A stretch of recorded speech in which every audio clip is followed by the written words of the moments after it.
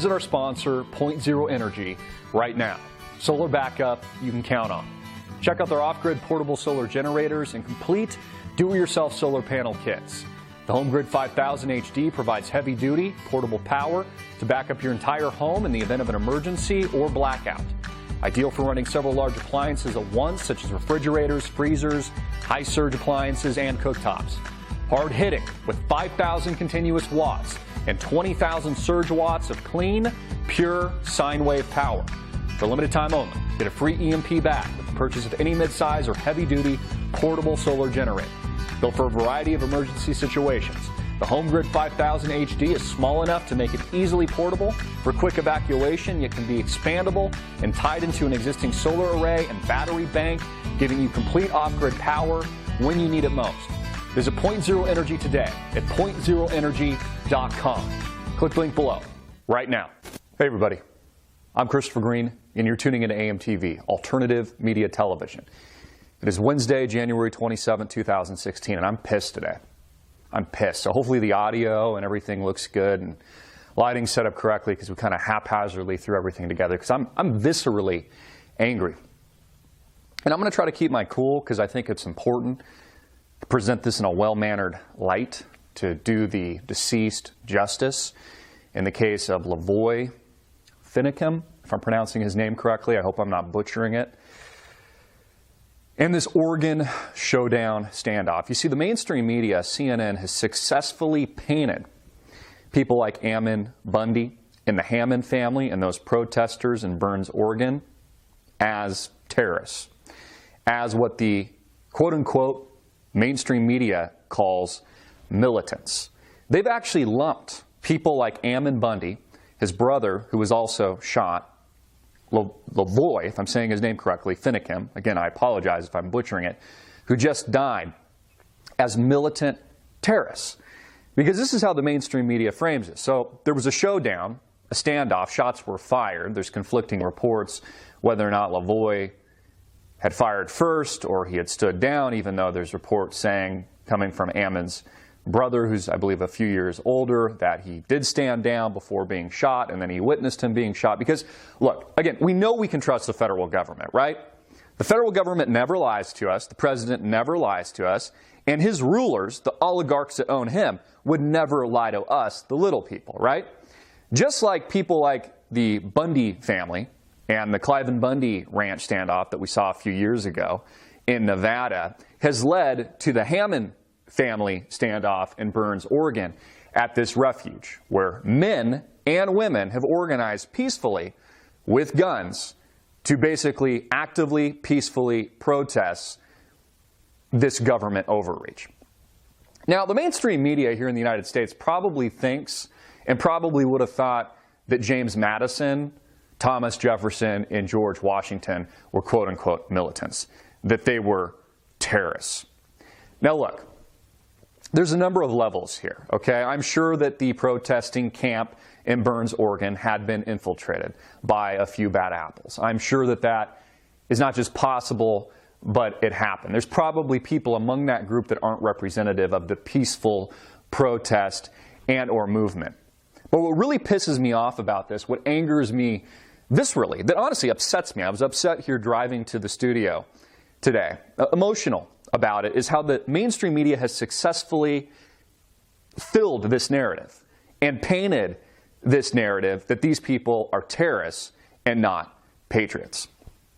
Again, they probably think that George Washington was a terrorist, that he was a militant. And to go through the tweets that I'm reading online, it seems like most of America and most dumb shit Americans are actually happy that there was a shootout and this one guy dies and another one was injured, one of Bundy's brothers, and, you know, all these people are taken into custody because, I mean, after all, how dare these cowboys, how dare these American patriots, how dare them stand up for something they believe in? How dare them stand up to a overreaching, tyrannical federal government, something that we fought against and declared a revolution and independence in 1776 to go to war with the Redcoats, to form well-regulated militias where only a few brave men, you know, less than 5% of the actual population, fought for our liberty, for our freedom through that Declaration of Independence, which has become the greater America today, which now encompasses a bunch of progressive liberal pansies.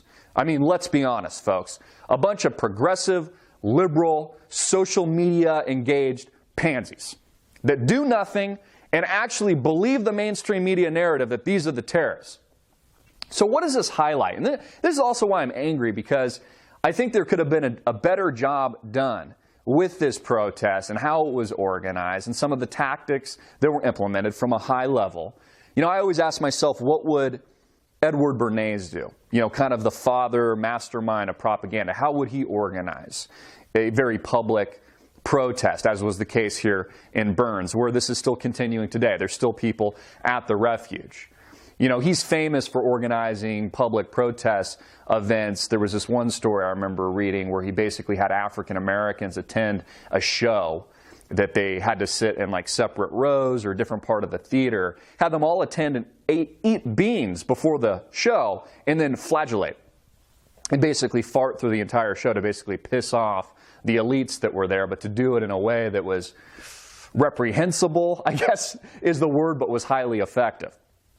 I think there could have been a better organizational role played, and there could have been better methods implemented in Burns that could have accomplished what I believe to be this peaceful protest's original intention, which has since probably been hijacked and infiltrated by a few bad apples.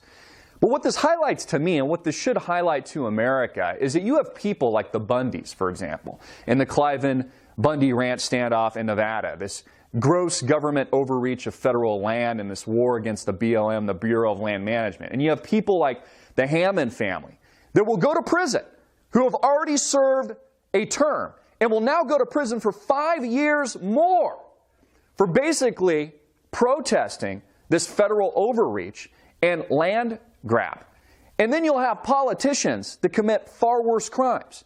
People like Hillary Clinton, who burned her email server, who's directly responsible when she was Secretary of the State of deaths of people like Christopher Stevens and several others in Benghazi, who have directly and illegally and violently been arming terrorists in places like Syria to overthrow rightful sovereign governments in the name of Bashar al-Assad. You have people like Barack Obama, who have been, again, arming, equipping, and funding these radical terrorist elements in the name of al-Qaeda and al-Nusra Front that has become ISIS today, that is now cutting people's heads off. All of this now declassified and admitted that this has been going on, when before it was a conspiracy theory. You have people like Hillary Rodham Clinton's husband, who have been outright accused of alleged rape, violent sexual assault from multiple women, and dozens of encounters. Again, accusations. He has lied on the stand, committed a felony act to the American people, saying he did not have sexual relationship with that woman or sexual relations with Monica Lewinsky, when everybody knows that is a lie and is bullshit. And these people walk scot-friggin' free.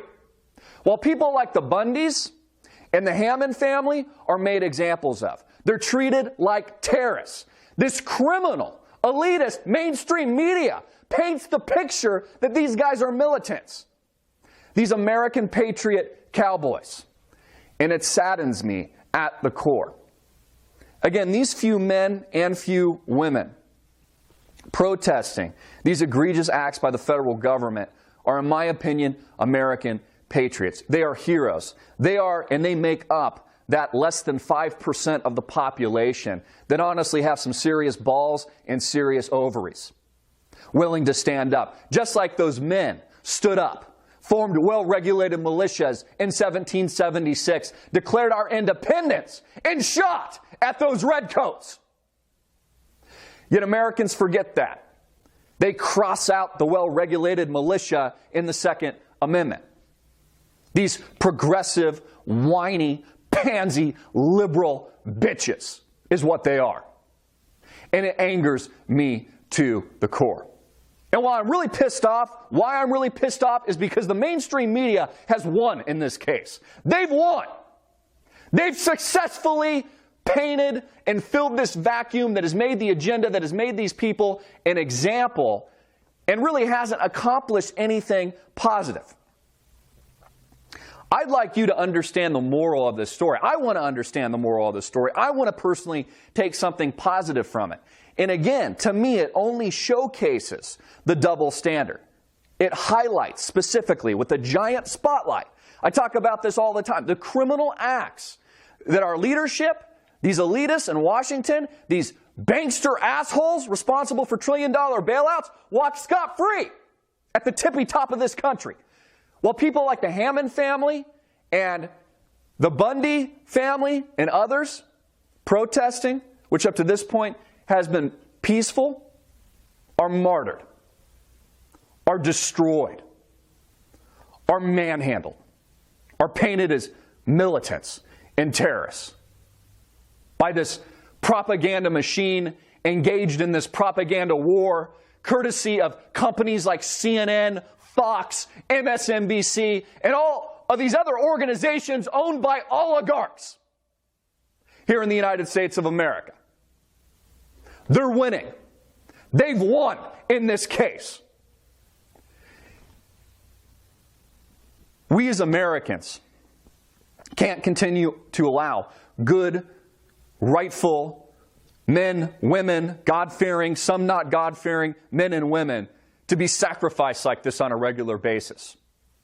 We can't allow ourselves to lose, to be victimized, to fear this Orwellian, dictatorial, tyrannical government that is, by the way, spying on you illegally on a regular basis through the National Spying Agency and the NSA.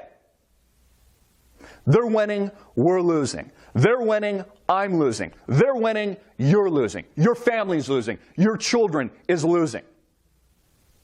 And the men and women, and yes, there's a few bad apples among the group. I'm not endorsing that, nor do I endorse any kind of violence or violent acts or anything like that. But most of the men and women there are heroes. They're American patriots. They should be respected. They should be honored. Lavoy Finicum should be honored. He should be remembered. In all fairness to the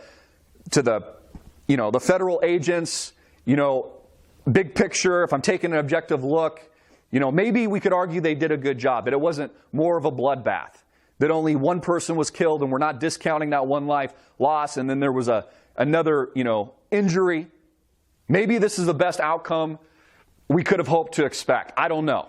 In all fairness, it's a difficult situation. But what it highlights to me and what it should highlight to you is this double standard. How criminals walk today in Washington, D.C. People that are still running for President of the United States of America. People like Benghazi Gate, email blowing up her server, lying scumbag, armed trafficking, weapons of war to terrorists on the ground, people like Hillary Clinton and Barack Obama, who walk away scot-free. People like Bill Clinton, who violently, allegedly, sexually assault countless women, walk away scot-free.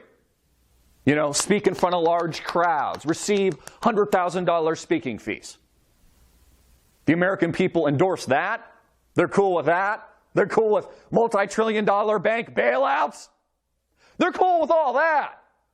But, God forbid a couple God-fearing men and women stand up against a tyrannical Orwellian government, an overreaching government in this battle for public land.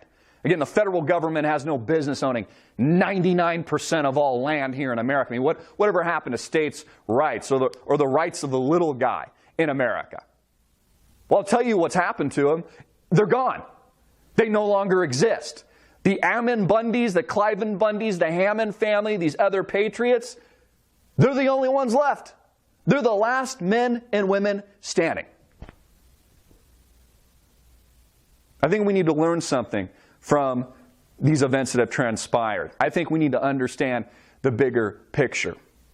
We need to highlight the real criminals in Washington, D.C. and on Wall Street today. Those are the people that should be serving prison time. I'm Christopher Green. Get it out everywhere, make it viral, hard-hitting it in your face, and click the link below to support our sponsor.